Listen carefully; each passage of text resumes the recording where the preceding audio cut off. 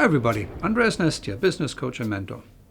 Now, another question I get asked a lot of times is, what kind of results can I expect from coaching?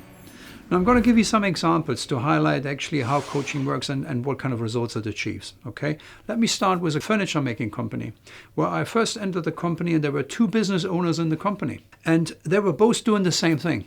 And what happened was that their efficiency was not very great. So what we did was we separated them in individual and looked at their core strengths, their skill sets. What are they really good at?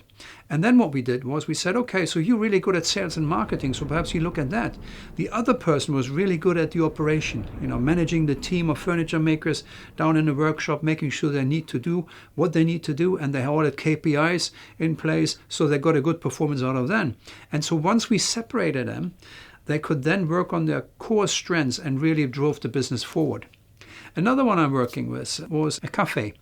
And this café actually came to me when she was in dire straits. She was losing money every week. The business was sucking money out of her private funds. And so the biggest challenge she had was how to turn it around and make it work.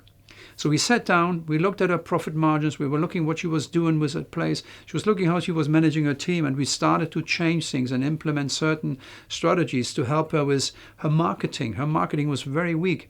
Then we improved her conversion rate. So if people were found her, either on the web or walking past, and how could we get them into the shop, into the cafe to eat and drink there? And so we improved all that.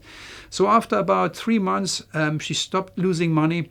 And after 6 months, she started to make money and was then able to pay herself a little wage until she get to the point where the business was strong enough. And she then decided to sell the business. Another good example would be, I'm working with a filmmaker. Now, this filmmaker came to me because he was just working mad hours.